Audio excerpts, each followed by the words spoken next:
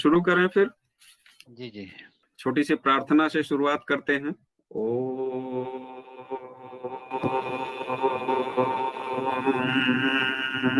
गुरुर्ब्रह्मा गुरुर्विष्णुः गुरुर्देव महेश्वरः गुरुः साक्षात् परब्रह्म तस्मै श्री गुरुवे नमः।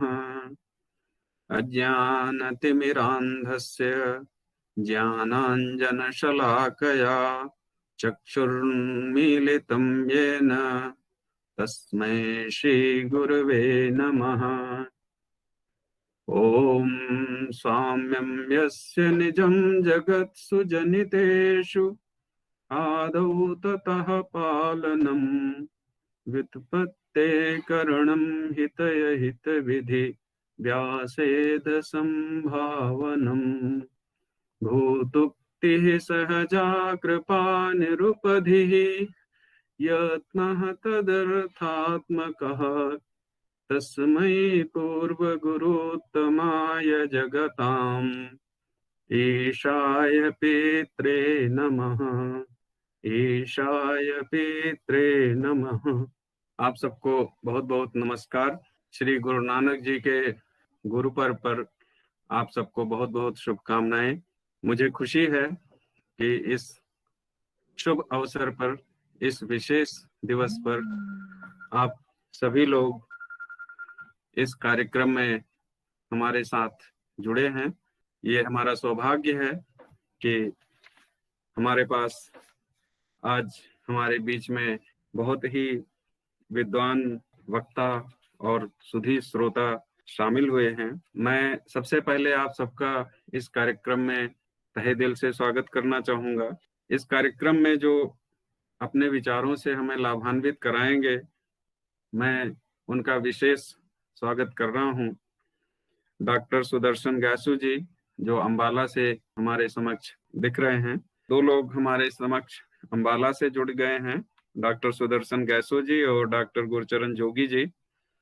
डॉक्टर भूपेंद्र जी श्रीनगर से जुड़े हैं। डॉक्टर सुरेश अबराल जी जो जम्मू से जुड़े हैं हमसे, और सुश्री तौलीन कौर जो श्रीनगर से हमारे कार्यक्रम में शामिल हो रही हैं। श्री तासी लंदुक जी जो लेह से हमारे कार्यक्रम में शामिल हो रहे हैं। डॉक्टर वीरेंद्र बांगरू जी, आप सबका मैं बहुत ही तहे दिल से स्वागत करता हूं। आपका शुक्रगुजार हूं कि आप इस कार्यक्रम में शामिल हो रहे हैं। मैं स्वागत करता हूं अपने विश्वविद्यालय के कई शिक्षक बंधु जो इस कार्यक्रम में शामिल हो रहे हैं। बहुत सारे विद्यार्थी इस कार्यक्रम में शामिल हैं और हमारे जितने आमंत्रित श्रोता हैं, मैं सबका इस कार्यक्रम में बहुत बहुत स्वागत करता हूं। जैसा कि आप सब लोगों को विदित ही है कि श्री गुरु नानक देव का जन्म 1469 ईस्वी में हुआ था। पिछले वर्ष हमने 550वीं जयंती उनकी मनाई थी। और हम जैसा कि जानते हैं कि जितने सिख गुरु हैं उनके जन्म दिवस को हम प्रकाश पर्व के रूप में मनाते हैं, गुरु पर्व के रूप में मनाते हैं। श्री गुरु नानक देव एक ऐसे समय में भारतीय मानस पटल पर उभरते हैं जो समय ऐसा प्रतीत होता है कि जो साधारण मानव था उसके लिए बहुत ही निराशा का क्षण दिखाई पड़ता है। और ऐसे समय में, ऐसे अंधकार की स्थिति में श्री गुरु नानक देव जी अपने ज्ञान के प्रकाश से, अपनी बुद्धिमत्ता से लोगों में आशा का, लोगों में आशा और विश्वास का संचार करते हैं। सिख संप्रदाय अगर हम देखें एक तरह से तो भारत की परंपरा में सबसे नवीनतम संप्रदायों में से माना जाता है। और ये भी कहा जाता है कि जो सिख संप्रदाय है ये पूरे विश्व में सबसे नवीनतम और इसके बाद कोई ऐसी महत्वपूर्ण संप्रदाय का प्रचलन नहीं हुआ। ये हमारे लिए बहुत ही गौरव की बात है कि श्री गुरु नानक देव ने इतने परिपक्व और इतने क्रांतिकारी, इतने महत्वपूर्ण विचारों को हमारे बीच में रखा, जिसको पूरे विश्व में बड़े ही आदर के साथ देखा जाता है। और हम जैसा जानते हैं कि उनके जो वचन हैं, उनकी जो वाणी है, वो गुरु ग्रंथ साहब में सुरक्षित है और उसका बहुत ही मनोयोग से, बड़े ही श्रद्धा पूर्वक पूरे विश्व में न केवल सिख समुदाय बल्कि और भी जितने समुदाय हैं, हिंदू धर्म से जुड़े हुए, जैन बौद्ध धर्म से जुड़े हुए, यहाँ तक कि जो भारतेतर संप्रदाय हैं, जैसे ईसाई संप्रदाय, मुस्लिम संप्रदाय, पारसी संप्रदाय, ऐसे संप्रदाय जिनका भारत भूमि से बाहर जन्म हुआ और वो भी भारत भूमि में फल फूल रहे हैं, सारे संप्रदाय का जो सत्व है, जो सार तत्व है, वो एक इस गुरु ग्रंथ साहिब में शामिल है। और ये हमारे लिए एक ऐसी धरोहर है जिसको हम इतिहास की तरह नहीं स्मरण करते हैं, बल्कि हमारे जीवन का अभिन्न अंग है, जिसको हम रोज जीना चाहते हैं और रोज जीते हैं। इसमें जो सेवा भावना की बात की गई है, ये बात इतनी महत्वपूर्ण है कि शायद ही कोई ऐसा संप्रदाय हो जहां पर सेवा भावना को इतने ज्यादा गौरवपूर्ण ढंग से सामान्य जनमानस के समक्ष प्रस्तुत किया गया है। और आप देख रहे हैं कि जो लंगर की जो व्यवस्था जगह जगह होती है, ये एक सबसे सामान्य लोगों को दिखाई पड़ने वाला जो सेवा भाव है, ये उनमें एक प्रेरणा की भावना जगाता है, उनमें एक सेवा और समर्पण की भावना जगाता है।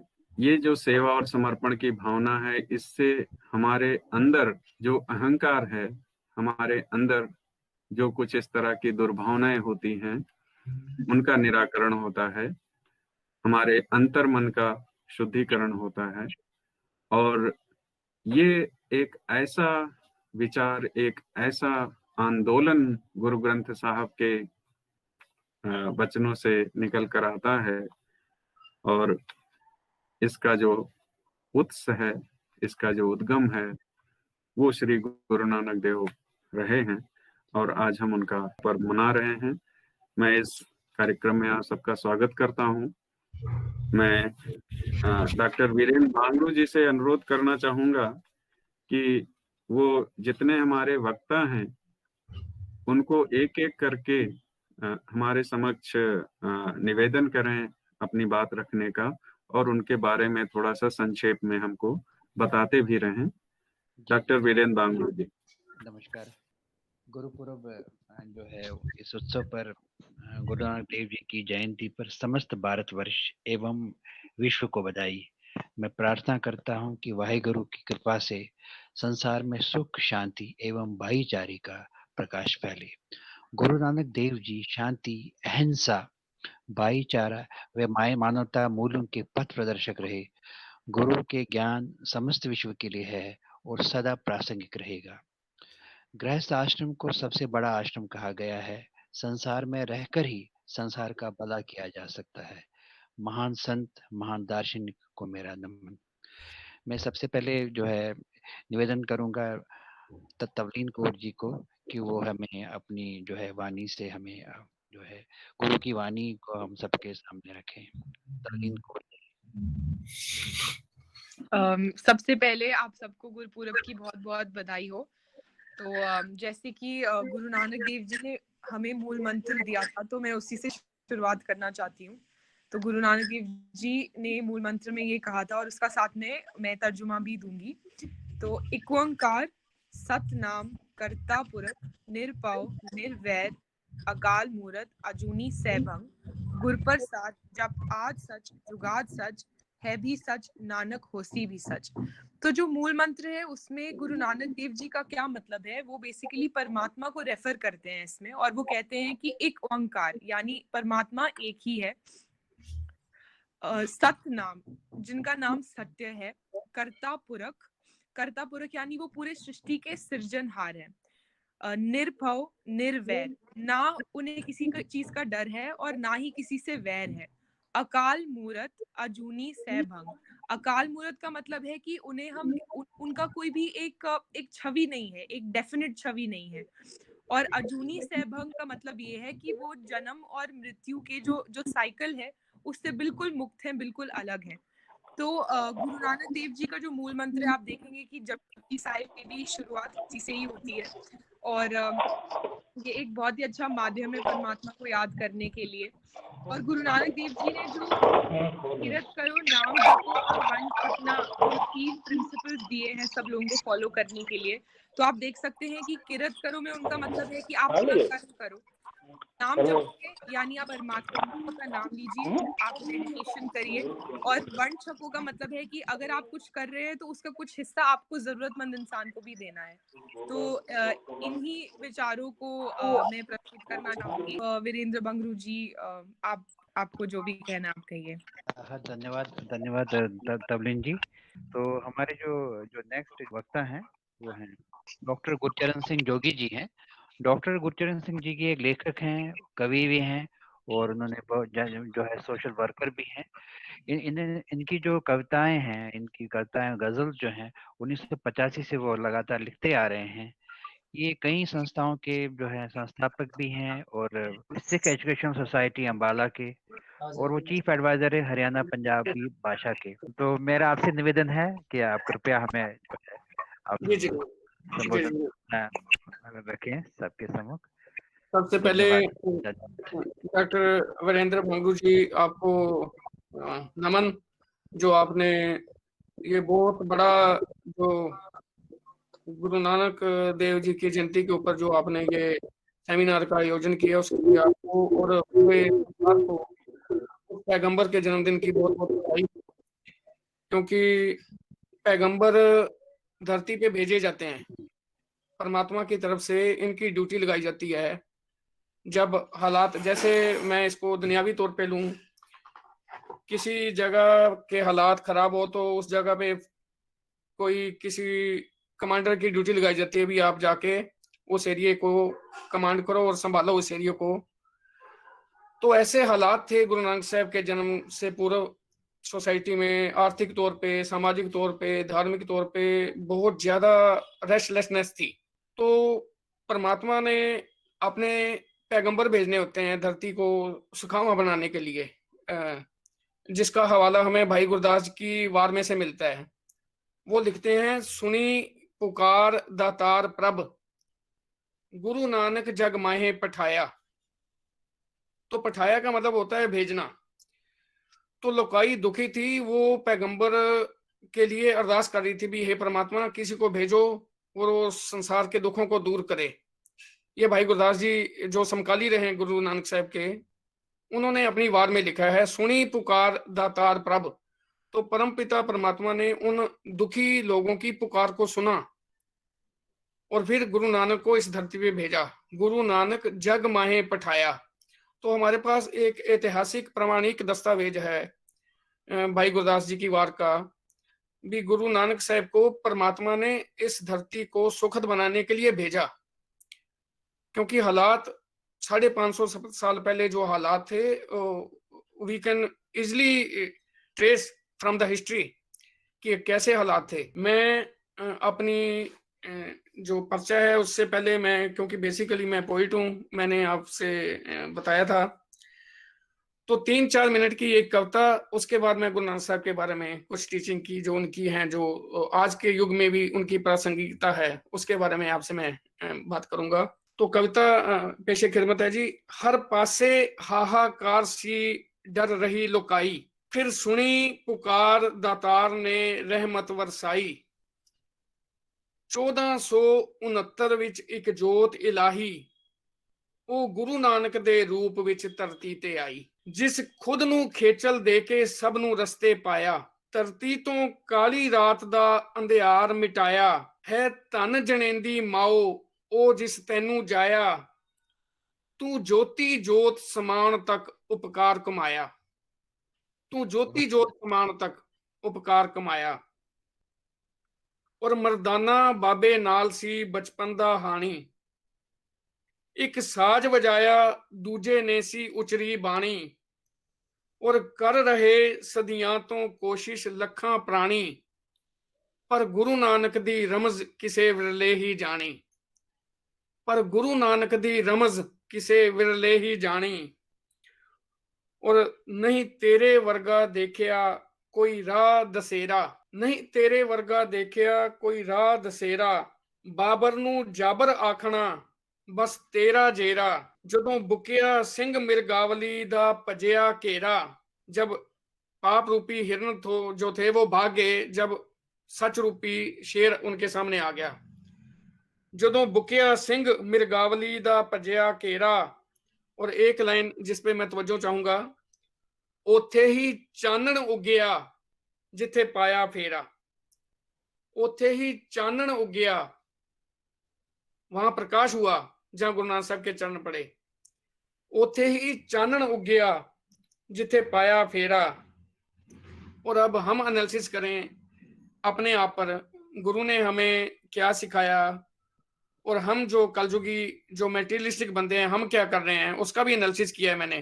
और पोलाइटली एडमिट किया है भी हम क्या कर रहे हैं, उस टीचिंग को हमने कितना अडॉप्ट किया है। जिथे निंदा चुगली कन रस साडा उस थां डेरा, सानू जेड़ी थां तो फायदा उथे ही फेरा।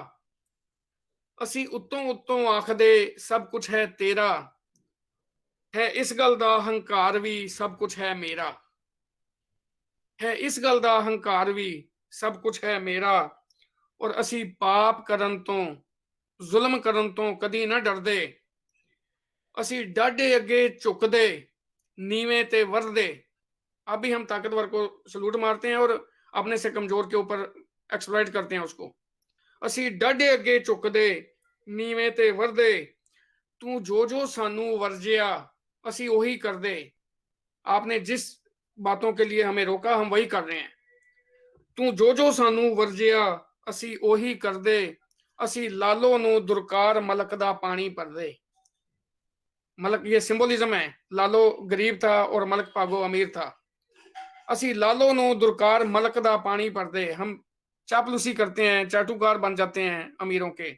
तो गुरु नानक ने तो इन चीजों को मना किया था। तो अब एक अरदास थी, तू दुखा वाले पर्वत तो फिर आन बचावी। तू खुशियां वाली हर पासे ही छेबर लावी। तू सारे जियां जनता ते रहमत वरसावी। गुरु नानक सच्चे पातशाह मुड़ फेरा पावी। गुरु नानक सच्चे पातशाह मुड़ फेरा पावी। तो ये तो एक अर्ज थी और अपना सेल्फ एनालिसिस था, गुरु ने हमें क्या कहा और हम क्या कर रहे हैं। असल में जो उनकी टीचिंग है वो जितनी पहले प्रासंगिक थी आज भी हैं। और जब तक मैं सोचता हूँ मानवता रहेगी, जब तक इंसान इस धरती पे रहेगा, उनकी जो टीचिंग्स हैं वो प्रासंगिक ही रहेंगी। क्योंकि गुरु नानक किसी एक धर्म की दीवारों में कैद नहीं है। ये मैं सबसे पहले आपको बता देना चाहता हूँ।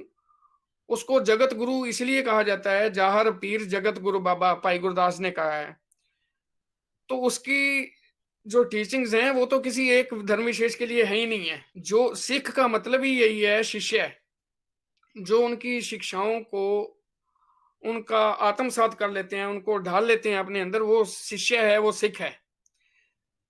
तो एक भारी जो वेशभूषा है हम कहें, अगर वो सिख है तो इस सिख को तो गुरु नानक साहब ने इसका खंडन किया है। जो प्रैक्टिकली चीजें अडॉप्ट करता है वो गुरु नानक का सिख या शिष्य वही है।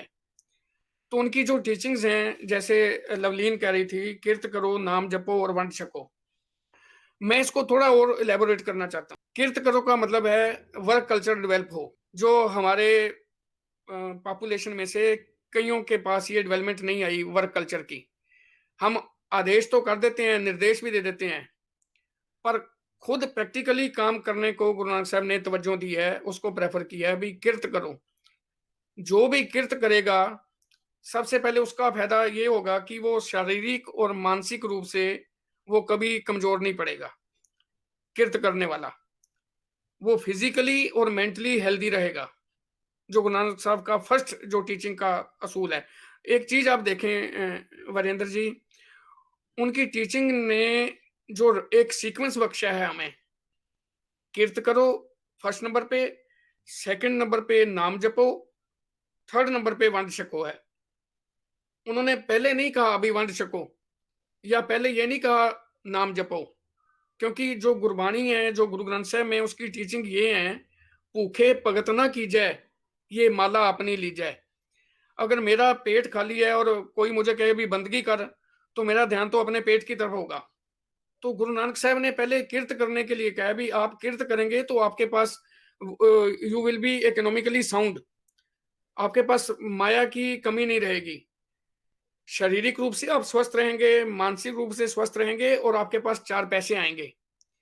और आप तीसरी जो इसका सिद्धांत है वंड छको, अगर मैं कमा नहीं रहा तो मैं बांट के कैसे छकूंगा, तो वो इंटरकनेक्टेड है चीज, तीसरी पहली से इंटरकनेक्टेड है, ये कमाल है। और किर्त करने वाला जब अर्न करेगा तो तभी वो बांटने जोगा होगा, वो मंगता नहीं बनेगा, वो सेल्फ डिपेंडेंट होगा। ये गुरु ने हमें सिखाया। और आज भी जो, अच्छा एक चीज और मैं कहना चाहता हूँ इसमें एडिशनल, हम कहते हैं भी जो किर्त नहीं करते वो भी तो बांट रहे हैं, तो इसका दूसरा मतलब यही है भी जो किर्त करे बगैर कमाई कर रहा है वो 2 नंबर की कमाई कर रहा है। वो जिसको गुरबाणी ने, गुरु नानक साहब ने ही कहा है, पापा बाजों होवे नाही, मोया साथ ना जाई। गुरु नानक साहब ने बड़े स्पष्ट शब्दों में कहा है, किर्त करने के अलावा जो आपकी अर्निंग है वो पाप से ही आपके पास आ सकती है। पाप करेंगे या 2 नंबर का काम करेंगे तब आप अर्न कर सकते हो 2 नंबर की कमाई। पापा बाजों होवे नाही, तो पाप के बगैर तो आ ही नहीं सकती, चाहे आप नशे का काम कर लो, चाहे थ्रेट कर लो किसी को, चाहे किडनैपिंग कर लो, है तो पाप है अगर इससे आप माया कमा रहे हो। तो इस किस्म की माया कमाने वाला शायद ही बांट सकने वाला काम करता हो। वो बांट, क्योंकि उसका मोटिव ही कमाने का है, तो वो बांटेगा क्यों? बांटेगा वही जो अपनी हक हलाल की कमाई वो उसको अर्न कर रहा है, अपने शरीर से मेहनत कर रहा है, तभी उसको पता चलेगा भी जो मेहनत नहीं कर पा रहे, ये गुरु नानक साहब ने ये भी कंडीशनल कहा है वीरेंद्र जी, अकली साहेब सेविये, अकली कीजिए दान। दान भी आपने अकल से करना है। ये गुरु नानक साहब की टीचिंग का, ये कई चीजें हैं गुरु नानक साहब की वाणी में। ये नहीं भी कोई हट्टा कट्टा है आप उसी को क्या बैठ मैं तेरे को खाना खिलाता हूं। अकली साहेब सेविये, अकली कीजिए दान। जो कमा सकता है उसको प्रेरित करें, मोटिवेट करें भी तू अर्न कर, किर्त कर, तेरे में इतना कैलिबर है, तू किर्त कर। अगर हम उसको कहें कोई बात नहीं तू काम करना कर, तेरे को हम खाना दे देते हैं, तो गुरु नानक साहब ने इस चीज के ऊपर लाल पेन से काटा मारा है। तो ऐसे बंदे को दान देने के लिए भी मना किया है। दान ने एक नीडी बंदे के लिए है, नीडफुल बंदे के लिए है। मान लो कि जिसका हाथ नहीं काम कर रहा, पांव नहीं कर रहा, तो गुरु नानक साहब ने कहा उसको दान देना है आपने अपनी हक हलाल की कमाई से। तो दसवंध का भी अपनी इनकम का 10वां हिस्सा, ज्यादा नहीं, आप 9 हिस्से में अपने परिवार का पालन पोषण करें, उसका 10वां हिस्सा आप ऐसे नीडफुल बंदे को दें। तो सोसाइटी का सेटअप देखो गुरु नानक साहब ने कैसा तस्वुर किया होगा, तो कितना कमाल का उनका तस्वुर था भी, जो नहीं कमा पा रहे हम उसको भी अपलिफ्ट करें, उसको खाने के लिए, उसको रहने के लिए स्थान मुहैया कराएं। तो किर्त करो का एक छोटा मतलब नहीं है इसके अंदर, क्योंकि टाइम की बाउंडेशन है, वक्ता बहुत है, तो मैंने समय की सीमा में भी रहना है। अदरवाइज तो इसके ऊपर भी हम 1-1, 2-2 घंटे वंड छको और नाम जपो के ऊपर। तो दूसरा इनका है नाम जपो सेकंड नंबर पे। जैसे खाना हमारे पेट की खुराक है, शरीर को एनर्जी मिलनी है, ऊर्जा मिलनी है खाने से, तो प्रभु के नाम ने भी हमें, उसने आत्मा की खुराक देनी है हमें, जिसको गुरु नानक साहब ने कहा है, जिसदा दिता खावना तिस कहिए साबास। उसकी प्रेज करनी चाहिए जो हमें रिजक दे रहा है। सैल पत्थर में जंतु पाए ताका रिजक आगे कर तरया। तो रिजक देने वालों को, हम घर में कुत्ता पालते हैं तो उसको खाना देते हैं तो सारा दिन पूछ ही लाता है, और हम इतने नाशुक्रे हो जाएं कि हम जो हमें दे रहा है और हम उसका गुणगान भी ना करें, उसका नाम भी ना जपें, तो ये हमारी रूह के खेड़े की बात है, आत्मा की तृप्ति की बात है नाम जपना। तो इसके अंदर भी बहुत कुछ है, सारी गुरबाणी इसमें अगर हम एग्जाम्पल देने लगे तो पता नहीं कितना समय लग जाए। तो सीधा सीधा इसका मतलब ये है भी हमारी आत्मा की खुराक हमें नाम जपने से ही मिलनी है। और नाम जपने की गुरु नानक साहब ने कोई बाउंडेशन नहीं लगाई। उन्होंने एक लाइन लिखी है जी, जित द्वारे उबरे तिथे ले उबार। जिस जिसका जो अकीदा है, जिस जिसका जो विश्वास है, जो जिसको मानता है उसका सिमरन करे। क्योंकि बेसिकली तो उनका जो एक क्यों कार था मूल मंत्र, जैसे लवलीन ने कहा, तो एक तो पहले उन्होंने हिंसा डाल दिया, एक वो एक है। तो एक का सिमरन करने के लिए, परमात्मा का सिमरन करने के लिए उसके रास्ते अलग हो सकते हैं। तो गुरु नानक साहब ने नाम जपो का जो कंसेप्ट दिया है वो अपनी रूह की, आत्मा की तृप्ति के लिए दिया है। और तीसरा था उनका वंड छको। वंड छको तो सर इतना कमाल का है। अब आप कोरोना काल में देख लें, जो मुताज हो गए थे रोटी के लिए, अगर गुरु नानक की टीचिंग भी इंप्लीमेंट ना करते ये गुरु नानक को मानने वाले, मैं सिर्फ सिख नहीं कहूंगा, गुरु नानक को मानने वाले जिन्होंने, क्योंकि उसमें एक बहुत संख्या में हिंदू वर्ग भी है, सिंधी समाज भी है, बहुत संख्या में मुसलमान वर्ग भी है, और बहुत संख्या में सिख भी हैं। और ऐसे भी सिख हैं जो मेरे जैसे नाम के सिख हैं और बांट सकने का नाम नहीं लेते, बस खा लें। तो ये डिपेंड करता है अभी टीचिंग कितनी अंदर गई हुई है। तो उसके मानने वाले जब बांट के सकते हैं तो सोसाइटी का सेटअप, सोसाइटी और सुंदर बनती है, बगीचा और खिड़ता है। तो गुरु नानक साहब की टीचिंग इसमें इतना रेलेवेंट है और रेलेवेंट रहेगा। और उसके आगे जो गुरु नानक साहब ने हमें ये चीजें कही हैं, जो औरत जात थी, आज हम ना देखें 550 साल पहले औरत की जो दशा थी उसके हमें प्रमाणिक दस्तावेज में मिल जाते हैं अभी औरत की क्या दशा थी। गुरु नानक साहब ने उसके हक में आवाज उठाई, सो क्यों मंदा आखिए जित जम्मे राजान। जिसने राजाओं, महाराजाओं, ऋषियों, संतों, महापुरुषों को जन्म दिया, हम उसकी बुराई क्यों करें। पूरा शब्द है, पंड निमे पंड जमीए, पंड मंगन व्याओ, पंडो होवे दोस्ती, पंड पंड चले व्याओ, पंडो ही पंड पालिए, पंड मुए पंडान। तो एक बड़ा शब्द है। लास्ट में लाइन थे, सो क्यों मंदा आखिए जित जम्मे राजान। तो राजाओं को, महाराजाओं को, जिसने हमें जन्म दिया है, हम उसी की बुराई करें तो ये शोभनीय नहीं है। तो गुरु नानक साहब ने उसको भी इक्वल हमारे जैसा रखा, हमारे अहंकार से मुक्त करके हमें कहा भी ये भी उतना ही इंपॉर्टेंट है जितना मेल जेंडर है, उतना ही फीमेल जेंडर भी इंपॉर्टेंट है। तो उसको इक्वेलिटी का दर्जा गुरु नानक साहब ने दिया। और जो कमाल किया, 550 साल पहले जो समाज का सेटअप था उसमें ऊंच नीच का बहुत था फर्क। तो गुरु नानक साहब जब, जैसे वीरेंद्र जी आप भी बहुत यात्राएं आपने की हैं और ये इंस्पिरेशन भी पैगंबरों से ही मिलती हैं, आप पूरा भारत का भ्रमण कर चुके हैं। तो गुरु नानक साहब भी जब एमनाबाद गए, एमनाबाद में जब वो भाई लालो के घर ठहरे, वो तरखान था एक गरीब तरखान, वहां ठहरते हुए मलक भागो ने उनको इनवाइट किया भी मेरे घर में एक भोज है, मैंने करना है। वहां माल पूड़े खीर 36 प्रकार के भोजन थे। तो गुरु नानक साहब ने डिनाई कर दी। इसलिए डिनाई किया भी तेरी जो अर्निंग है वो हक हलाल की नहीं है, जिसका पहले मैंने जिक्र किया है, ये पाप से कमाई हुई है, और पाप से कमाई हुई जो उसका भोज्य है मैं उसको ग्रहण नहीं करूंगा। तो फिर एक सिंबोलिज्म भी सिखिज्म में एक साखी है। तो पाई लालो की सूखी रोटी में से दूध निकला और मलक भागो की पूड़ी में से लहू निकला। That was symbolism. वो सिंबोलिज्म ये था, उनको दर्शाना था, रियलाइज करवाना था भी ये पाप की कमाई छोड़ो और अपनी हक हलाल की कमाई जिसमें सेटिस्फैक्शन है वो हम करें। तो ऐसे गुरु बाबे ने जो धरती पे जुड़ी हुई समस्याएं थी उनका जो निराकरण किया, उनका उपचार किया है। और पाखंडों का खंडन, ये पैगंबर पाखंडों का खंडन नहीं करेगा तो कौन करेगा, हमें सीधा रास्ता पैगंबर नहीं दिखाएगा तो कौन दिखाएगा। हमारे लिए एक ऐसा रास्ता दिखाया हमें जिससे हम निर्भीक होके, निर्भय होके और एक मोटिव लेके हम उस रास्ते पर चलें। ये फालतू की चीजें जो हमारे रास्ते में, उस पैगंबर को मिलने के रास्ते में रुकावटें हैं, उसको दूर करने के लिए कहा और क्या क्या फालतू चीजें नहीं चाहिए। जैसे इनकी अनेक शाखाएं मिलती हैं। सूरज को पानी दे रहे थे तो गुरु नानक साहब खेतों को पानी देने लगे, तो फिर वहां डायलॉग हुआ, तो कहने लगे भी आप क्या कर रहे हो? कहते मैं खेतों को पानी दे रहा हूँ। तो कहते खेतों में कम पानी कैसे पहुंचेगा जो आपके 5-6 किलोमीटर दूर हैं? तो कहते हैं आपका सूरज के पास पानी पहुंच जाएगा। तो मीन्स इसके साइंटिफिक रीजन हो सकते हैं सूरज के पानी से आंखों की हमारी रोशनी, पर जिनको ये नहीं पता, सिर्फ भेड़ चाल करते हैं, सिर्फ भेड़ चाल, उनको रियलाइज करवाने के लिए भी ये चीजें भी अडॉप्ट करो जो आपको संपूर्ण बनाती हैं। और आज के जो डेरेदार देखें, बड़ी बड़ी लग्जरीज गाड़ियां लेके और बड़ा आलीशान डेरा है उनका, और प्रवचन दे रहे हैं, लोग दूर दूर से आते हैं।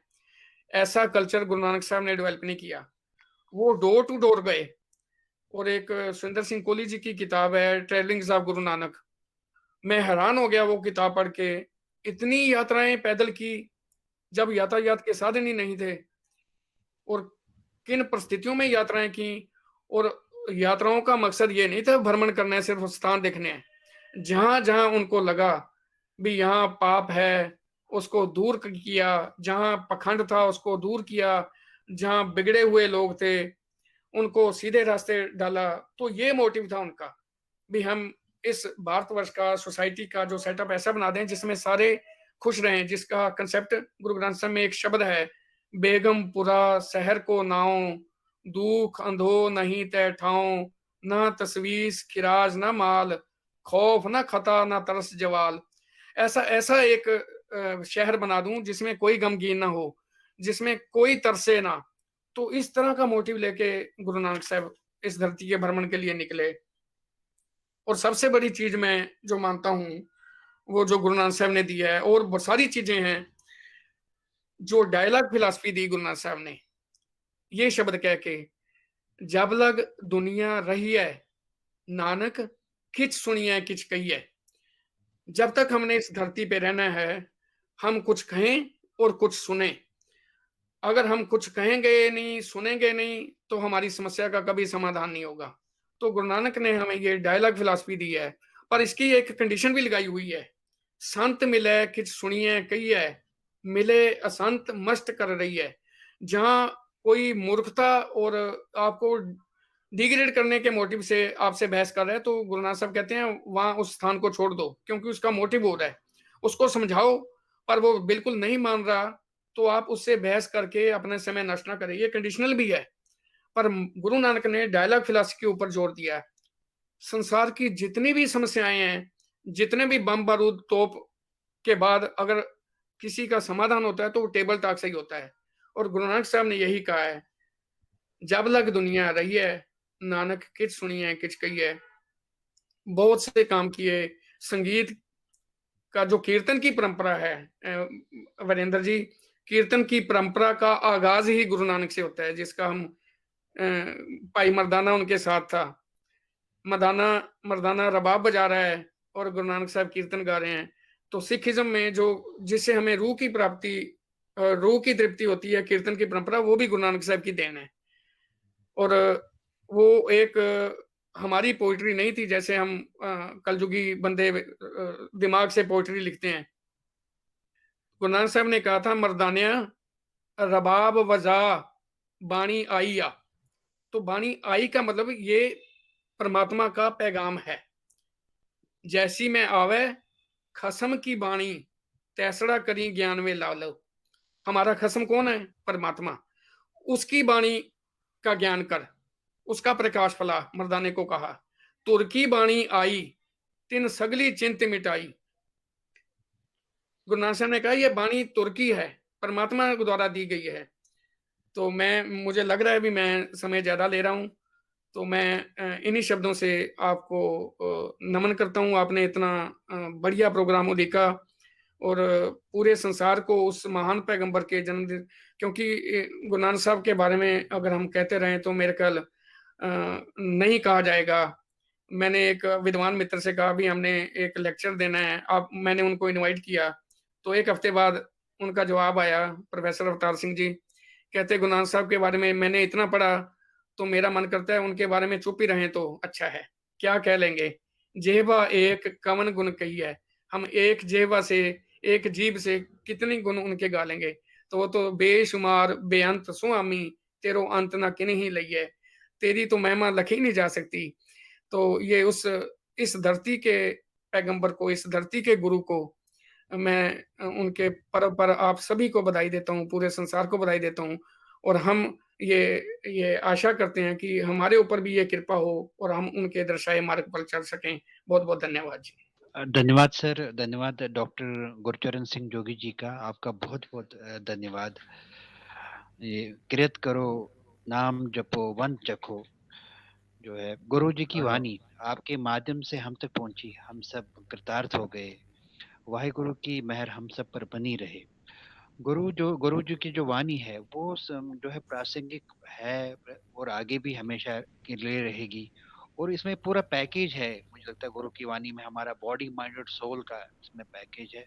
और मानवता जो है, मानवता के जो मूल्य है वो हम सब उसको अपनाएं और ये जो है जीवन सार्थक करें अपने लिए भी और पूरे सब के लिए, पूरे जग के लिए। तो यही हम प्रार्थना करते हैं। और इस गुरु पर्व के जो है पर्व पावन पर्व पर यही हम प्रार्थना करते हैं कि जो है सब में वो जो है वो एक एक अवतरण हो जो है गुरु की वाणी का, और हम उसको अपनाएं और उसको हम जो है सहजता से सब तक उसको ले जाएं। धन्यवाद सर, आपका बहुत बहुत धन्यवाद। मैं प्रार्थना करूंगा डॉक्टर सुदर्शन गैसो जी का, अगर वो यहाँ पर हमें सुन आवा- पा रहे हैं तो हाँ, मैं सुन कृपया। पा रहा हूँ। मेरी आवाज आई सर? आगे जी, धन्यवाद, धन्यवाद आगे। सर, आपका बहुत बहुत बहुत बहुत बहुत हम आ गई धन्यवाद। आवाज वीरेंद्र जी? जी जी, आ रही है, आवाज आ रही है। बहुत आपका धन्यवाद। बहुत बहुत धन्यवाद और आभार। डॉक्टर सुदर्शन गासो जी हैं, साहित्यकार हैं, कवि और लेखक हैं। इनकी बहुत सारी प्रकाशित कृतियां हैं और इनमें जो प्रमुख जो उनकी कृतियां हैं वो है पंजाबी काव्य संग्रह है, हुनर की महक है, गाँव दे जज्बे, खुशबात दे कंगन, चाबा दे इंद्रधनुष और शब्दा दे गुलाब हैं। और इनकी जो एक एक प्रमुख जो कृति है, जो उनकी जो पुस्तक है वो है श्री गुरु नानक देव जी की बानी ते विचार।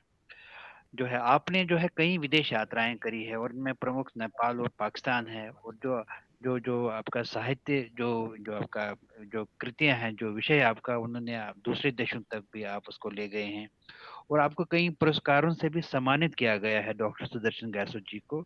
इनको जो है इनको हरियाणा गवर्नमेंट की तरफ से 2009-10 में इनको पुरस्कृत किया गया, तरन सिंह पुरस्कार से इनको सम्मानित किया गया। और इनको जो है इनकी पुस्तक के लिए इनको जो है भाषा विभाग पंजाब से भी सम्मानित किया गया है।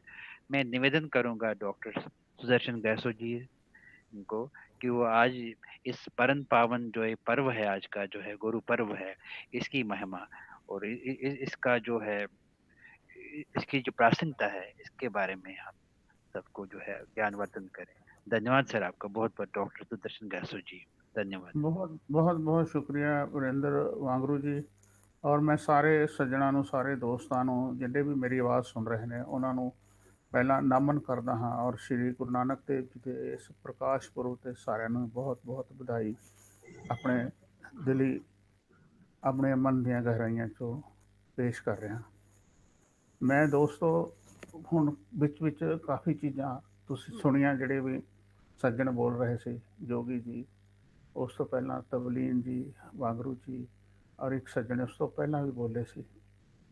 ਸਾਰੇ ਹੀ ਸੱਜਣਾਂ ਨੇ ਬਹੁਤ ਹੀ ਖੂਬਸੂਰਤੀ ਦੇ ਨਾਲ, ਬਹੁਤ ਹੀ ਮਹੱਤਵਪੂਰਨ ਸ਼ਬਦਾਂ ਦੇ ਨਾਲ, ਭਾਵਾਂ ਦੇ ਨਾਲ ਸਾਨੂੰ ਅਵਗਤ ਕਰਵਾਇਆ। ਅਸੀਂ ਜਦੋਂ ਵੀ ਅਸੀਂ ਸ਼੍ਰੀ ਗੁਰੂ ਨਾਨਕ ਦੇਵ ਜੀ ਦਾ ਸਮਰਨ ਕਰਦੇ ਹਾਂ, ਉਹਨਾਂ ਦਾ ਨਾਮ ਲੈਂਦੇ ਹਾਂ, ਬਾਣੀ ਪੜ੍ਹਦੇ ਹਾਂ, ਬਾਣੀ ਦੇ ਨਾਲ ਵਿਚਾਰ ਕਰਦੇ ਹਾਂ, ਤਾਂ ਉਹਨਾਂ ਦੀ ਬਾਣੀ ਦਾ ਪ੍ਰਭਾ ਮੰਡਲ ਪ੍ਰਕਾਸ਼ ਇੰਨਾ ਹੈ ਕਿ ਅਸੀਂ ਖਾਸ ਕਿਸਮ ਦੀ ਊਰਜਾ ਔਰ ਪੋਜ਼ਿਟਿਵਿਟੀ ਦੇ ਨਾਲ ਭਰ ਜਾਂਦੇ ਹਾਂ। ਔਰ ਉਹਨਾਂ ਦਾ ਜਿਹੜਾ ਆਗਮਨ ਹੈ, ਉਹਨਾਂ ਦੀ ਬਾਣੀ ਜਿਹੜੀ ਹੈ, ਉਹ ਇੱਕ ਤਰ੍ਹਾਂ ਦੇ ਕ੍ਰਿਸ਼ਮੇ ਦੇ ਰੂਪ ਸੀ ਦੁਨੀਆ ਦੇ ਵਿੱਚ। ਔਰ ਦੁਨੀਆ ਜਿਸ ਕਿਸਮ ਦੇ ਹਨੇਰੇ ਦੇ ਵਿੱਚ, ਅੰਧਕਾਰ ਦੇ ਵਿੱਚ, ਜਿਸ ਕਿਸਮ ਦੀ ਅਗਿਆਨਤਾ ਦੇ ਵਿੱਚ ਜਾਂ ਨਾਸਮਝੀ ਦੇ ਵਿੱਚ ਉਸ ਸਮੇਂ ਗ੍ਰਸਤ ਸੀ, ਉਸ ਦੇ ਵਿੱਚ ਸ਼੍ਰੀ ਗੁਰੂ ਨਾਨਕ ਦੇਵ ਜੀ ਦਾ ਆਗਮਨ ਇੱਕ ਪ੍ਰਕਾਸ਼ ਦੇ ਰੂਪ ਵਿੱਚ ਹੋਇਆ।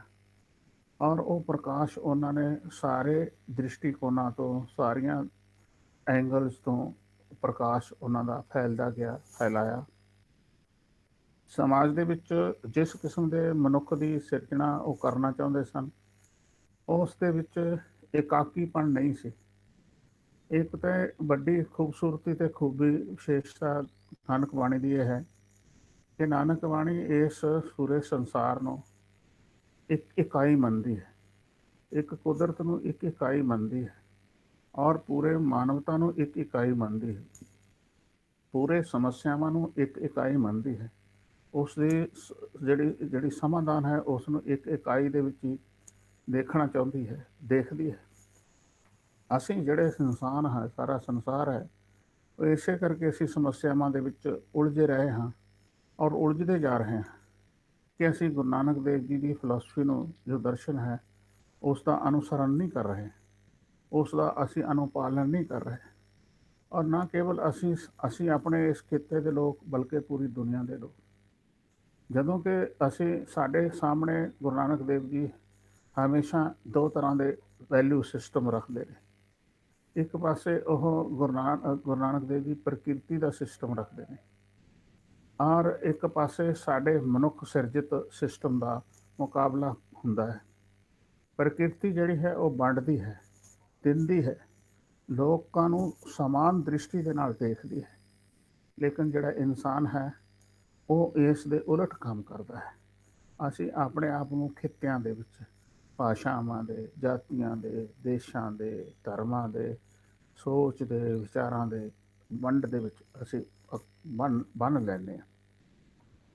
ਔਰ ਜਦੋਂ ਕਿ ਗੁਰੂ ਨਾਨਕ ਦੇਵ ਜੀ ਸਰਬੱਤ ਦੇ ਭਲੇ ਦੀ ਗੱਲ ਕਰਦੇ ਨੇ, ਸਮੁੱਚੇ ਮਾਨਸ ਕੀ ਜਾਤ ਸਭੇ ਏਕੇ ਪਹਿਚਾਨ ਵੋ, ਇਹ ਕਹਿੰਦੇ ਨੇ ਗੁਰੂ ਨਾਨਕ ਬਾਣੀ, ਇਹ ਕਹਿੰਦੀ ਹੈ।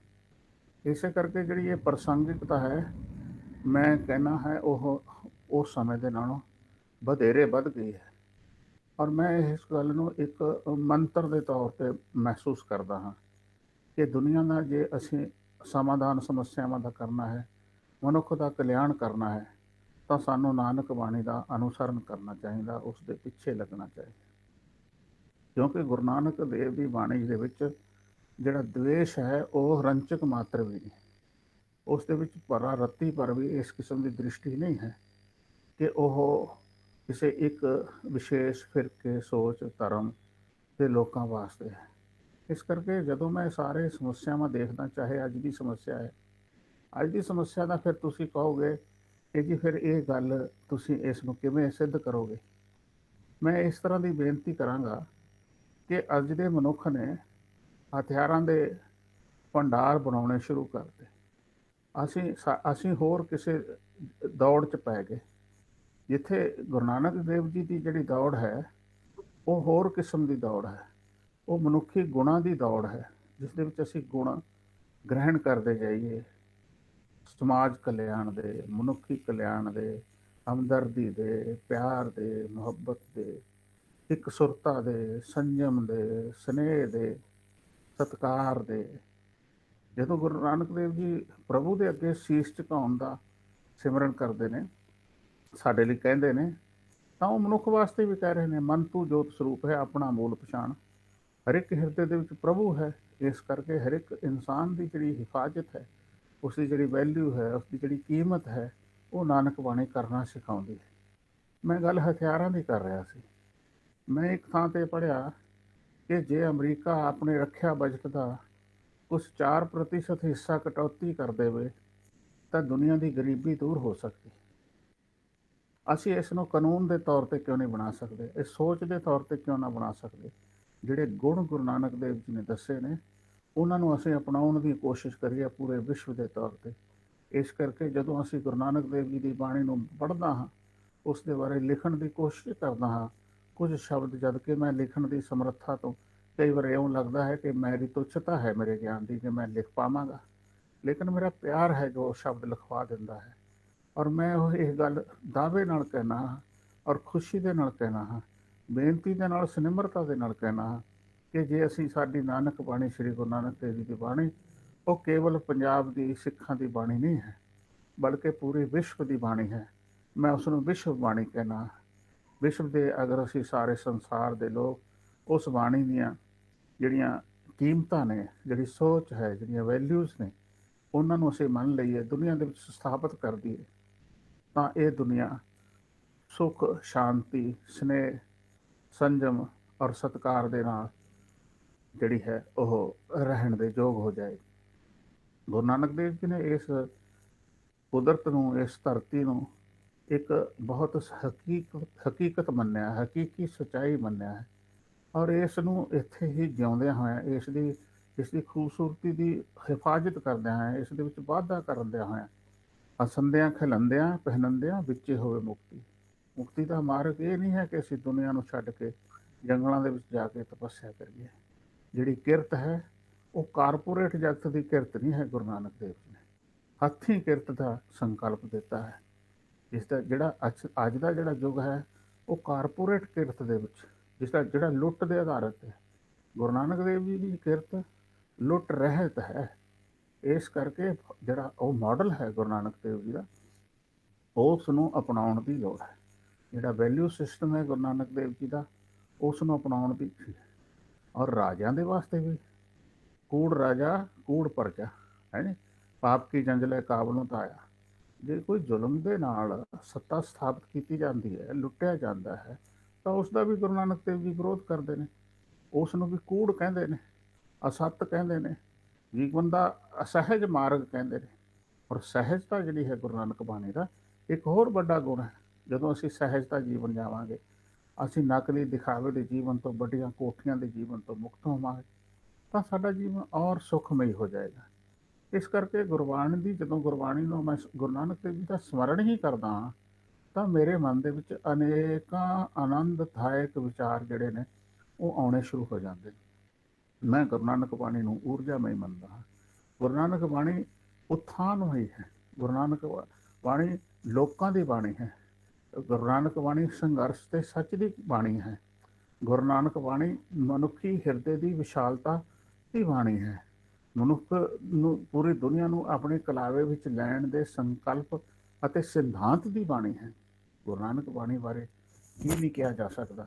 ਗੁਰੂ ਨਾਨਕ ਬਾਰੇ, ਗੁਰੂ ਨਾਨਕ ਜੀ, ਮੈਨੂੰ ਇੱਦਾਂ ਲੱਗਦਾ ਹੈ, ਮਹਿਸੂਸ ਹੁੰਦਾ ਹੈ ਕਿ ਗੁਰੂ ਨਾਨਕ ਦੇਵ ਜੀ ਹੁਣ ਵੀ ਸਾਡੇ ਵਿੱਚ ਹੀ ਨੇ, ਇੱਥੇ ਹੀ ਕਿਤੇ ਨੇ। ਲੇਕਿਨ ਉਹ ਸੋਚ ਨੂੰ, ਜਿਹੜੀ ਗੁਰੂ ਨਾਨਕ ਬਾਣੀ ਦੀ ਹੋਰ ਵੱਡੀ ਵਿਸ਼ੇਸ਼ਤਾ ਮੈਂ ਮਹਿਸੂਸ ਕਰਦਾ, ਉਹ ਉਹਨਾਂ ਦੀ ਵਿਚਾਰਕ ਉੱਚਤਾ ਦੀ ਵਿਸ਼ੇਸ਼ਤਾ ਹੈ। ਅਸੀਂ ਕਈ ਵਾਰੀ ਗੁਰੂ ਨਾਨਕ ਸਾਹਿਬ ਦੀ ਬਾਣੀ ਨੂੰ ਵਿਵਹਾਰਕ ਤੌਰ 'ਤੇ, ਬਾਹਰੀ ਰੂਪ ਦੇ ਤੌਰ 'ਤੇ ਅਸੀਂ ਉਸ ਦਾ ਸਨਮਾਨ ਕਰਕੇ ਹੀ ਸੰਤੁਸ਼ਟ ਹੋਣ ਦੀ ਕੋਸ਼ਿਸ਼ ਕਰਦੇ ਹਾਂ। ਬਲਕਿ ਗੁਰੂ ਨਾਨਕ ਦੇਵ ਜੀ ਦਾ ਸਭ ਤੋਂ ਜ਼ਿਆਦਾ ਵੱਡਾ ਜਿਹੜਾ ਜ਼ੋਰ ਹੈ, ਉਹ ਮੈਂ ਸਮਝਦਾ ਮਨੁੱਖ ਦੇ ਆਂਤਰਿਕਤਾ ਦੀ ਜਿਹੜੀ ਹੈ, ਉਸ ਨੂੰ ਸੁਦ੍ਰਿੜੀਕਰਨ ਵਾਸਤੇ, ਉਸ ਨੂੰ ਉੱਚਾਪਣ ਪ੍ਰਦਾਨ ਕਰਨ ਵਾਸਤੇ। ਔਰ ਜਿਸ ਤਰ੍ਹਾਂ ਕਿਹਾ ਹੈ, ਕੀ ਕਹਿੰਦੇ ਨੇ, ਉਸ ਦੇ ਵਿੱਚ ਲਿਖਿਆ ਹੈ, ਪੰਜ ਪ੍ਰਵਾਨ ਪੰਚ ਪ੍ਰਦਾਨ ਪੰਚੇ ਪਾਵੇ ਦਰਗੇ ਮਨ। ਭਾਵ ਸ੍ਰੇਸ਼ਟ ਜਨ ਹੀ ਪਰਮਾਤਮਾ ਦੇ ਦਰਬਾਰ ਦੇ ਵਿੱਚ ਸਵੀਕਾਰ ਹੋ ਸਕਦੇ ਨੇ, ਜਿਹੜੇ ਸ੍ਰੇਸ਼ਟ ਗੁਣਾਂ ਦਾ। ਇਸ ਲਈ ਜਿਹੜਾ ਮਨਮੁਖ ਦਾ ਸੰਕਲਪ ਹੈ, ਗੁਰਮੁਖ ਦਾ ਸੰਕਲਪ ਹੈ, ਉਹ ਬਹੁਤ ਮਹੱਤਵਪੂਰਨ ਹੈ। ਗੁਰੂ ਨਾਨਕ ਦੇਵ ਜੀ ਨੇ ਗੁਰਮੁਖ ਮਾਰਗ ਅਪਣਾਉਣ ਤੇ ਜ਼ੋਰ ਦਿੱਤਾ ਹੈ, ਪ੍ਰਵਿਰਤੀ ਮਾਰਗ ਅਪਣਾਉਣ ਤੇ ਜ਼ੋਰ ਦਿੱਤਾ ਹੈ, ਔਰ ਲੋਕ ਬਾਣੀ ਔਰ ਫਿਰ ਲੋਕ ਭਾਸ਼ਾ ਦੇ ਉੱਤੇ ਜ਼ੋਰ ਦਿੱਤਾ ਹੈ। ਗੁਰੂ ਨਾਨਕ ਬਾਣੀ ਪੰਜਾਬੀ ਦੇ ਵਿੱਚ ਲੋਕਾਂ ਦੇ ਹਿਰਦੇ ਦੇ ਵਿੱਚ ਜਿਹੜੀ ਸਿੱਧੀ ਉਤਰਨ ਵਾਲੀ ਬਾਣੀ ਹੈ। ਇਸ ਕਰਕੇ ਜਿਹੜੀ ਸਾਡੀ ਜਿਹੜੀ ਭਾਸ਼ਾ ਦਾ ਮਹੱਤਵ ਹੈ, ਉਹ ਵੀ ਗੁਰੂ ਨਾਨਕ ਬਾਣੀ ਸਥਾਪਿਤ ਕਰਦੀ ਹੈ। ਆਪਣੇ ਸੱਭਿਆਚਾਰ ਦਾ ਜਿਹੜਾ ਮਹੱਤਵ ਹੈ, ਉਹ ਵੀ ਗੁਰੂ ਨਾਨਕ ਬਾਣੀ ਸਥਾਪਿਤ ਕਰਦੀ ਹੈ। ਇਸ ਕਰਕੇ ਬਹੁਤ ਸਾਰੀਆਂ ਵਿਸ਼ੇਸ਼ਤਾਵਾਂ ਜਾਤੀ ਪ੍ਰਥਾ ਦੇ ਵਿਰੋਧ ਦੇ ਵਿੱਚ ਸਾਨੂੰ ਸੋਚ ਪ੍ਰਦਾਨ ਕਰਦੀ ਹੈ। ਇਸਤਰੀ ਜਾਤੀ ਦੇ ਹੱਕ ਵਿੱਚ ਜਿਹੜੀ ਹੈ, ਉਹ ਸੋ ਕਿਉ ਮੰਦਾ ਆਖੀਏ ਜਿਤ ਜੰਮੇ ਰਾਜਾਨ। ਗੁਰੂ ਨਾਨਕ ਬਾਣੀ ਸਾਨੂੰ ਇਹ ਸਿੱਖਿਆ ਦਿੰਦੀ ਹੈ। ਔਰ ਮੈਂ ਤਾਂ ਕਈ ਵਾਰ ਇਹ ਸਮਝਦਾ ਕਿ ਸਾਨੂੰ ਗੁਰੂ ਨਾਨਕ ਦੇਵ ਜੀ ਦੀ ਇਸ ਸਿੱਖਿਆ ਤੋਂ ਇੱਕ ਬਹੁਤ ਵੱਡਾ ਜਿਹੜਾ ਹੈਗਾ ਅਸੂਲ ਧਾਰਨ ਕਰਨਾ ਚਾਹੀਦਾ ਹੈ। ਮਨੁੱਖ ਦੀ ਜਿਹੜੀ ਸੋਚ ਨੇ ਤਾਂ ਇਸਤਰੀ ਨੂੰ ਬਹੁਤ ਕਈ ਵਾਰ ਛੋਟਾ ਜਿਹੜਾ ਹੈਗਾ ਆਂਕਿਆ ਹੈ, ਉਸ ਦਾ ਐਵੈਲੂਏਸ਼ਨ ਕੀਤੀ ਹੈ, ਮੁਲਾਂਕਣ ਕੀਤਾ ਹੈ। ਇਸਤਰੀ ਦਾ ਜਿਹੜਾ ਮਹੱਤਵ ਹੈ, ਉਹ ਕੁਦਰਤ ਦੇ ਬਰਾਬਰ ਹੈ, ਪੈਰਲਲ ਹੈ। ਜਿਸ ਤਰ੍ਹਾਂ ਕੁਦਰਤ ਖੂਬਸੂਰਤ ਹੈ, ਕੁਦਰਤ ਇਹ ਸੰਸਾਰ ਦੀ ਜਨਕ ਹੈ, ਉਸੇ ਤਰ੍ਹਾਂ ਇਸਤਰੀ ਵੀ ਉਹਨਾਂ ਗੁਣਾਂ ਦੇ ਸਮਾਹਿਤ ਹੈ, ਉਹਦੇ ਵਿੱਚ ਸਾਰੇ ਗੁਣ ਇਸਤਰੀ ਜਾਤੀ ਦੇ ਵਿੱਚ ਉਹ ਸਮਾਏ ਹੋਏ ਨੇ। ਔਰ ਬਲਕਿ ਸਾਨੂੰ ਤਾਂ ਇਹ ਮਹਿਸੂਸ ਕਰਨਾ ਚਾਹੀਦਾ ਹੈ ਕਿ ਜਦੋਂ ਅਸੀਂ ਇਸਤਰੀ 'ਤੇ ਕੋਈ ਜ਼ੁਲਮ ਕਰਦੇ ਹਾਂ, ਇਸਤਰੀ ਦੀ ਨਿੰਦਾ ਕਰਦੇ ਹਾਂ, ਇਸਤਰੀ ਨੂੰ ਹੀਣ ਭਾਵਨਾ ਦੇਖਦੇ ਹਾਂ, ਤਾਂ ਸਾਨੂੰ ਇਹ ਮਹਿਸੂਸ ਕਰਨਾ ਚਾਹੀਦਾ ਹੈ ਕਿ ਅਸੀਂ ਇੱਕ ਬਹੁਤ ਜਿਹੜਾ ਹੈਗਾ ਜਿਹੜਾ ਹੈਗਾ ਉਹ ਆਪਣੇ ਪੈਰਾਂ 'ਤੇ ਖਾੜੀ ਮਾਰਨ ਵਾਲਾ ਕੰਮ ਕਰ ਰਹੇ ਹਾਂ। ਇਸ ਕਰਕੇ ਮੈਂ ਤਾਂ ਇਹ ਮਹਿਸੂਸ ਕਰਦਾ ਹਾਂ ਕਿ ਜਿਹੜਾ ਪ੍ਰਕਾਸ਼ ਪੁਰਬ ਹੈ, ਇਹ ਸਾਨੂੰ ਆਤਮ ਅਵਲੋਕਨ ਕਰਨ ਦੀ ਮੌਕਾ ਦਿੰਦਾ ਹੈ, ਆਤਮ ਚਿੰਤਨ ਕਰਨ ਦੀ ਮੌਕਾ ਦਿੰਦਾ ਹੈ। ਇਹ ਸਾਡੇ ਜੀਵਨ ਦੇ ਹਰ ਵਰਗ ਨੂੰ ਆਤਮ ਚਿੰਤਨ ਕਰਨ ਦੀ ਮੌਕਾ ਦਿੰਦਾ ਹੈ ਕਿ ਆਓ ਅਸੀਂ ਗੁਰੂ ਨਾਨਕ ਦੇਵ ਜੀ ਦੀ ਬਾਣੀ ਦਾ ਜਿਹੜਾ ਮੂਲ ਤੱਤ ਹੈ, ਮੂਲ ਸਾਰ ਹੈ, ਜੋ ਸੰਦੇਸ਼ ਹੈ, ਉਸ ਨੂੰ ਅਪਣਾਈਏ ਅਤੇ ਉਸ ਅਨੁਸਾਰ ਅਸੀਂ ਜੀਵਨ ਜੀਈਏ। ਕਿਸੇ ਦਾ ਸ਼ੋਸ਼ਣ ਨਾ ਕਰੀਏ, ਕਿਸੇ ਤੇ ਜ਼ੁਲਮ ਨਾ ਕਰੀਏ, ਚਾਹੇ ਉਹ ਜਾਤੀ ਹੈ, ਧਰਮ ਹੈ, ਦੇਸ਼ ਹੈ। ਇਹ ਕਿਸ ਵਾਸਤੇ? ਇਹ ਦੁਨੀਆ ਤਾਂ ਮੈਂ ਇੱਕ ਕਿਸੇ ਬਜ਼ੁਰਗ ਦੀ ਗੱਲ ਜਦੋਂ ਸੁਣੀ, ਮੈਨੂੰ ਬੜੀ ਖੁਸ਼ੀ ਹੁੰਦੀ ਹੈ। ਉਹ ਮਾਤਾ ਕਹਿੰਦੀ ਕਿ ਇਹ ਧਰਤੀ ਤਾਂ ਮੋਰਾਂ ਵਾਸਤੇ ਬਣੀ ਸੀ, ਇਹਦੇ ਵਿੱਚ ਇਨਸਾਨ ਕਿੱਥੋਂ ਆ ਗਿਆ? ਅਤੇ ਜੇ ਅਸੀਂ ਇਸ ਧਰਤੀ 'ਤੇ ਆਏ ਹਾਂ ਤਾਂ ਸਾਨੂੰ ਵੀ ਉਸ ਧਰਤੀ ਦਾ ਉਸੇ ਤਰ੍ਹਾਂ ਇੱਜ਼ਤ ਕਰਨਾ ਚਾਹੀਦਾ ਹੈ, ਜਿਵੇਂ ਪੰਛੀ, ਜਿਵੇਂ ਜੀਵ ਜੰਤੂ। ਇਸ ਦੀ ਜਿਹੜੀ ਖੂਬਸੂਰਤੀ ਹੈ, ਉਸ ਦੇ ਵਿੱਚ ਵਾਧੇ ਲਈ ਕੰਮ ਕਰਨਾ ਚਾਹੀਦਾ ਹੈ। ਕੁਦਰਤ ਦਾ ਵਾਧਾ ਕਰਾਂਗੇ ਤਾਂ ਅਸੀਂ ਇਹਦਾ ਮਤਲਬ ਪ੍ਰਭੂ ਦੀ ਉਸਤਤ ਆਪਣੇ ਆਪ ਕਰਾਂਗੇ, ਔਰ ਕੁਦਰਤ ਦੇ ਵਾਧੇ ਦੀ ਸੋਚ ਅਪਣਾਵਾਂਗੇ ਤਾਂ ਪਰਮਾਤਮਾ ਜਿਹੜਾ ਮਨੁੱਖ ਦੇ ਅੰਦਰ ਹੈ, ਉਸ ਨੂੰ ਵੀ ਅਸੀਂ ਉਸ ਦਾ ਹਿੱਸਾ ਮਹਿਸੂਸ ਕਰਾਂਗੇ। ਇਸ ਤਰ੍ਹਾਂ ਗੁਰੂ ਨਾਨਕ ਬਾਣੀ ਦੇ ਵਿੱਚ ਪ੍ਰਕਿਰਤੀ ਔਰ ਪ੍ਰਭੂ ਅਤੇ ਇਨਸਾਨ ਇੱਕ ਰੂਪ ਹੋਏ ਮਿਲਦੇ ਨੇ, ਔਰ ਉਹਨਾਂ ਦੀ ਇੱਕ ਰੂਪ ਸੁਦ੍ਰਿੜ ਕਰਨ ਵਾਸਤੇ ਹੀ ਸਾਨੂੰ ਪ੍ਰਯਾਸ ਕਰਨੇ ਚਾਹੀਦੇ। ਇੰਨੀਆਂ ਕੁ ਬੇਨਤੀਆਂ ਮੈਂ ਬਹੁਤ ਕਰਾਂਗਾ, ਔਰ ਮੇਰੇ ਵਿਚਾਰਾਂ ਦੇ ਵਿੱਚ ਕੋਈ ਤਰੁਟੀ, ਕਮੀ, ਕੋਈ ਸ਼ਬਦ ਦਾ ਸਹੀ ਪ੍ਰਯੋਗ ਨਾ ਹੋਵੇ, ਉਸ ਦੇ ਲਈ ਮੈਂ ਖਿਮਾ ਦਾ ਜਾਚਕ ਹਾਂ ਔਰ ਮੈਂ ਰਹਾਂਗਾ। ਔਰ ਮੈਂ ਗੁਰੂ ਨਾਨਕ ਦੇਵ ਜੀ ਨੂੰ ਬਹੁਤ ਹੀ ਸਤਿਕਾਰ ਦੇ ਨਾਲ, ਪਿਆਰ ਦੇ ਨਾਲ ਸਮਰਨ ਕਰਦਾ ਹਾਂ, ਔਰ ਮੈਂ ਇਹ ਵੀ ਪ੍ਰਾਰਥਨਾ ਕਰਦਾ ਹਾਂ ਕਿ ਇਹ ਗੋਸ਼ਟੀ ਜਿਹੜੀ ਹੈ ਮੈਨੂੰ ਵੀ ਆਤਮ ਚਿੰਤਨ ਕਰਨ ਵਾਸਤੇ ਔਰ ਉਸ ਨੇਕੀ ਚੰਗਿਆਈ ਦੇ ਰਸਤੇ 'ਤੇ ਤੁਰਨ ਵਾਸਤੇ ਮੌਕਾ ਪ੍ਰਦਾਨ ਕਰੇਗੀ, ਸੋਚਣ ਦਾ ਅਵਸਰ ਪ੍ਰਦਾਨ ਕਰੇਗੀ, ਜਿਸ ਦਾ ਸਾਨੂੰ ਸੰਦੇਸ਼ ਸ਼੍ਰੀ ਗੁਰੂ ਨਾਨਕ ਦੇਵ ਜੀ ਦੇ ਕੇ ਗਏ ਨੇ। ਬਹੁਤ ਬਹੁਤ ਸ਼ੁਕਰੀਆ, ਧੰਨਵਾਦ। धन्यवाद। लोक की वाणी, प्यार मोहब्बत की वाणी, मानवता की वाणी, गुरु ग्रंथ साहब की वाणी। आपने सरल सहज भाषा में गुरु की वाणी को हम सबके सम्मुख रखा। जीवन सरल है, इसको हम जटिल न बनाए। गुरु की महिमा अपरंपार है। जो आज का जो युग है, हम देख रहे हैं कि हम डिवाइडेड हैं, कास्ट, क्रीड, रिलीजन, बहुत सारी चीज़ों पर डिवाइडेड, लेकिन पृथ्वी एक है। और इस पृथ्वी को हम सुंदर बनाएं, एक दूसरे के सहयोग से, एक दूसरे के जो है मानवता के मूल्यों को लेकर के। और इसमें जो है हमारे जो गुरुओं का जो संदेश है वो जो है वो हमेशा रहेगा, प्रासंगिक रहेगा, और आने वाले युग के लिए भी एक संदेश रहेगा। मैं आपका बहुत बहुत धन्यवाद करता हूँ। मैं धन्यवाद करता हूँ डॉक्टर सुदर्शन सिंह जी का, जिन्होंने अपने विचार हमारे सम्मुख रखे। धन्यवाद सर, आपका बहुत बहुत शुक्रिया। धन्यवाद।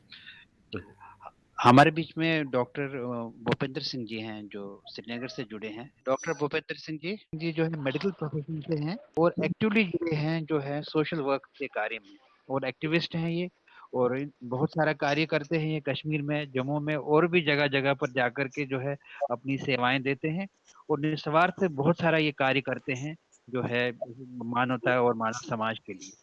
और ये लाइफ मेंबर हैं red cross society of India के, और सिविल डिफेंस के भी ये मेंबर हैं। मैं निवेदन करता हूँ डॉक्टर भूपेंद्र सिंह जी से, वो जो है आज के इस विशेष पर्व पर, जो हमारा गुरु पर्व है, इस पर बात रखें। डॉक्टर भूपेंद्र सिंह जी। हाँ वरिंदर जी, सबसे पहले मैं सबको आज इस पर्व की विदाई देता हूँ, तो और आपका शुक्रिया करता हूँ, तहे दिल से आपका शुक्रिया करता हूँ कि आप इस हस्ती महागुरु की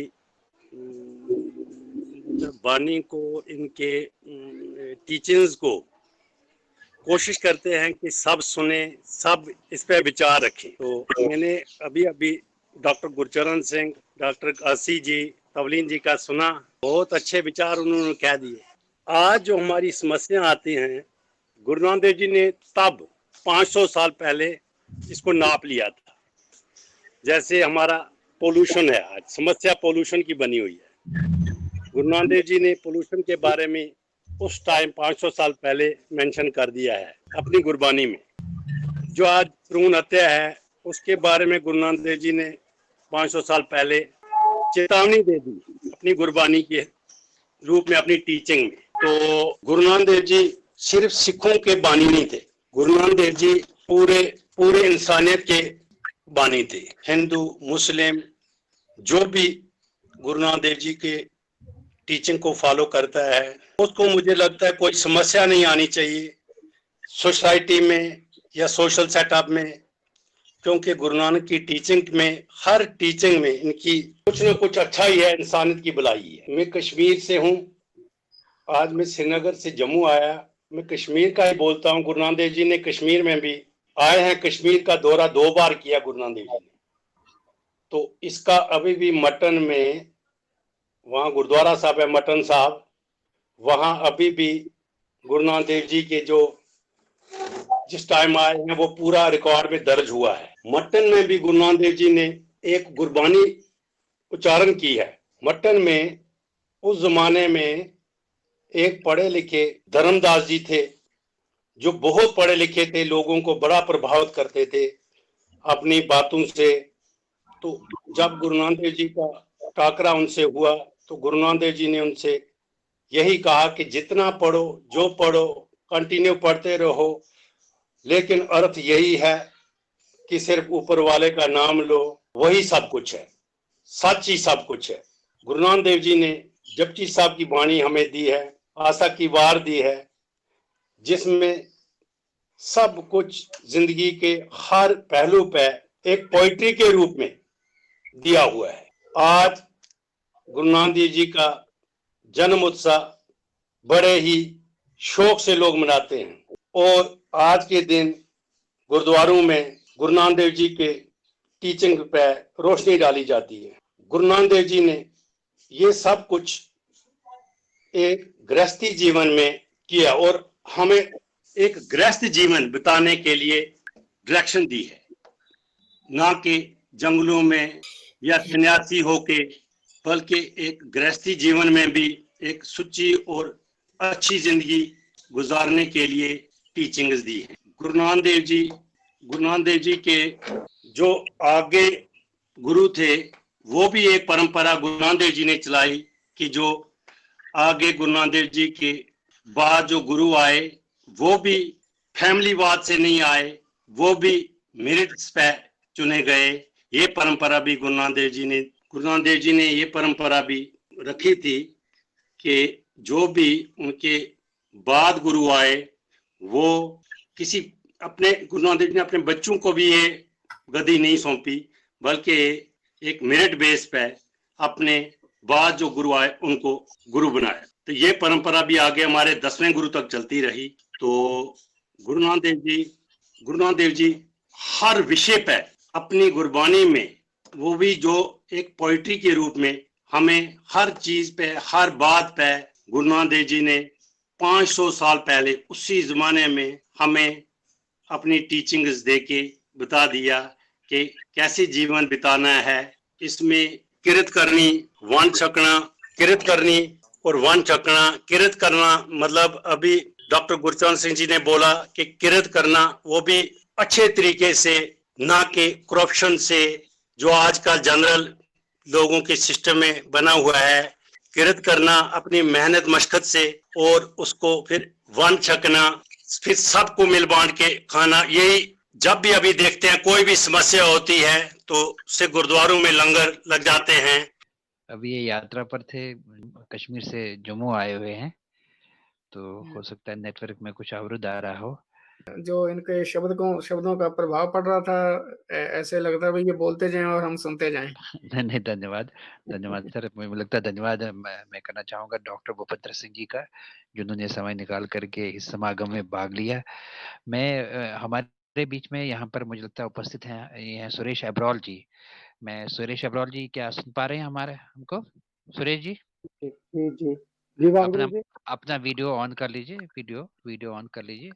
सुरेश जी जो हैं संस्थापक हैं यहाँ पर शाश्वत आर्ट गैलरी और म्यूजियम के जम्मू में, और इनके पास बहुत बड़ा संग्रहालय है एक तरीके से। मैं जो है डॉक्टर सुरेश जी से निवेदन करता हूँ कि वो अपने संग्रहालय के बारे में और विशेषता जो ये जन्म सखी का जो ये दुर्लभ ग्रंथ है इसके बारे में वो हमें बताएं।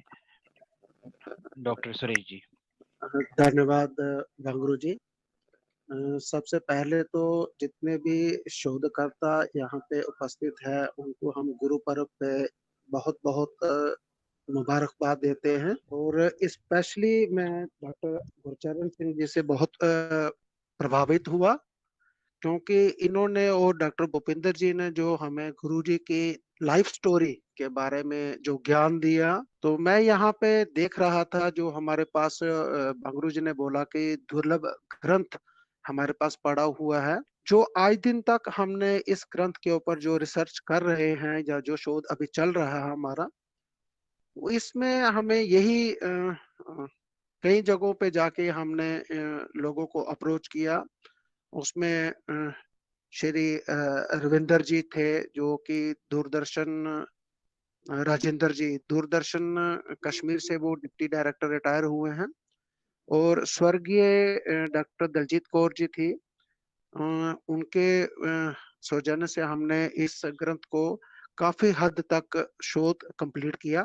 ये जो हमारे पास ग्रंथ पड़ा हुआ है इसमें आपने देखा होगा कि गुरु नानक देव जी के 200 साल के बाद, उनकी डेथ के 200 साल के बाद रंगमंच द्वारा या चित्रकला के द्वारा कई सारे इतिहासकारों ने ग्रंथों का भी कुछ ग्रंथों की शेप में ये इनकी जीवनी के बारे में डिटेल से बताया हुआ है। ये जो हमारे पास 100 चित्र इसके पड़े हुए हैं, इसका जो साइज है वो 24 सेंटीमीटर से और 18 सेंटीमीटर के बीच में है। और ये जन्म साखी, गुरु नानक देव जी की पूरी जो लाइफ स्टोरी है उसको जन्म साखी का भी एक नाम दिया गया है। तो इसमें कई सारे ऐसे चित्र हैं जहां से अगर हम इसको अपने ग्रंथ को स्टार्ट करेंगे तो इसमें क्या है कि गुरु नानक देव जी का जन्म कैसे हुआ, मतलब कि वो वाला चित्र यहाँ पे दिखाया गया है।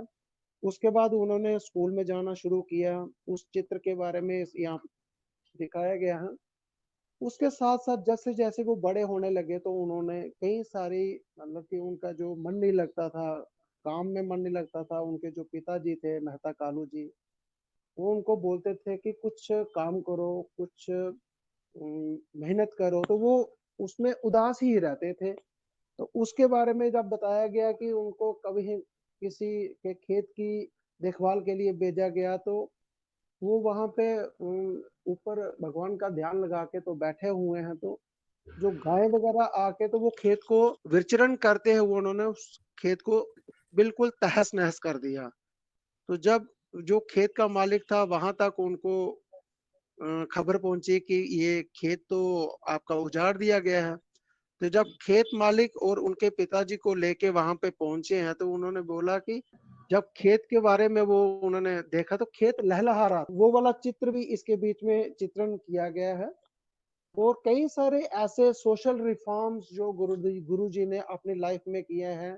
कोड़ा राक्षस और कोड़ा भील को उन्होंने कैसे ह्यूमैनिटी के ऊपर लाया, क्रूरलिटी से उन्होंने ह्यूमैनिटी के ऊपर कैसे लाया।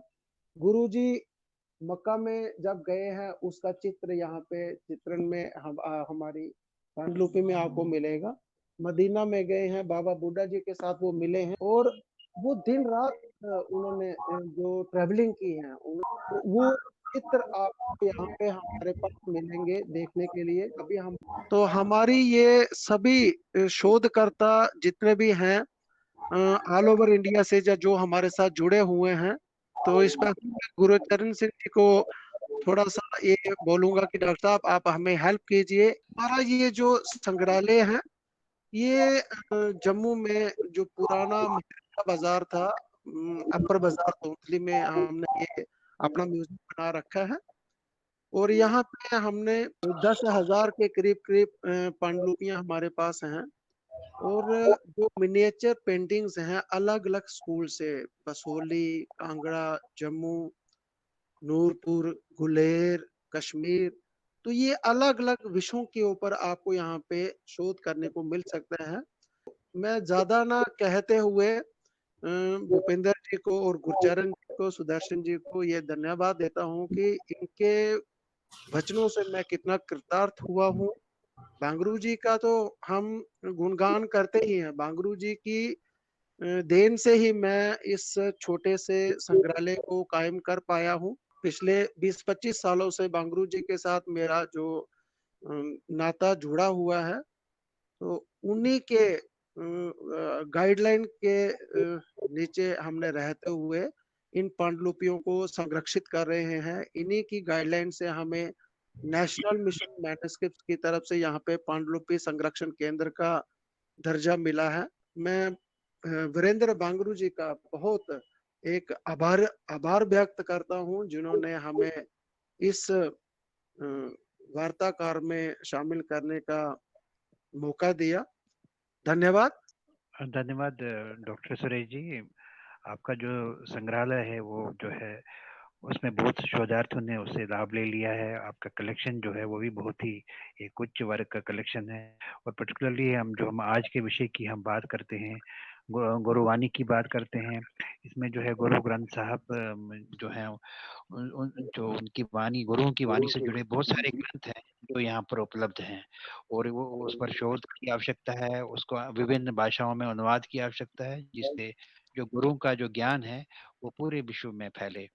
धन्यवाद डॉक्टर सुरेश जी। और मैं निवेदन करूंगा डॉक्टर अनिल तिवारी जी से। डॉक्टर अनिल जी। तो मैं तो बस धन्यवाद करना चाहूंगा। शुरुआत में सबसे पहले वक्ता को सुना, डॉक्टर गुरुचरण जोगी जी को।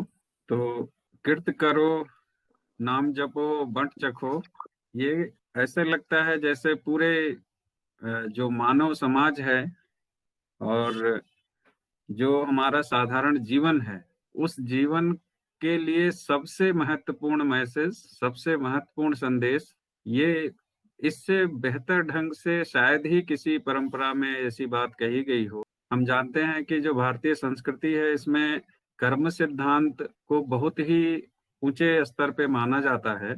यहाँ की जो भगवान की बात कही जाती है, कर्म के फल को देने के लिए भगवान भी विवश हैं। अगर आपने कर्म किया तो उसका फल जो है कोई रोक नहीं सकता है। ये जो भावना पूरी भारतीय परंपरा में रही है, इसको सिख संप्रदाय में गुरु नानक देव जी ने इतने ही सार ढंग से जो हमारे समक्ष रखा, बहुत ही सुंदर है, पूरे मानव समाज के लिए प्रेरणादायी है। और गासो साहब जो कह रहे थे कि गुरु नानक देव जी ने कभी सन्यास लेने जैसा या जंगल में जाके तपस्या करने जैसा कोई उपदेश देने की कोशिश नहीं रखी। ये भी एक अपने आप में बहुत ही महत्वपूर्ण बात है, जिसका कृत करो से सीधा संबंध है। कर्म सन्यास की बात उन्होंने बिल्कुल नहीं की। आप कर्म जरूर करिए, और वो कर्म करते हुए, सामाजिक दायित्वों का निर्वहन करते हुए हम पूरे समाज के लिए उपयोगी बने रहें, पूरी मानवता के लिए उपयोगी बने रहें, और ये जन्म हमारा उसी में सार्थक हो। इससे सुंदर भावना शायद ही कहीं हमको मिलेगी।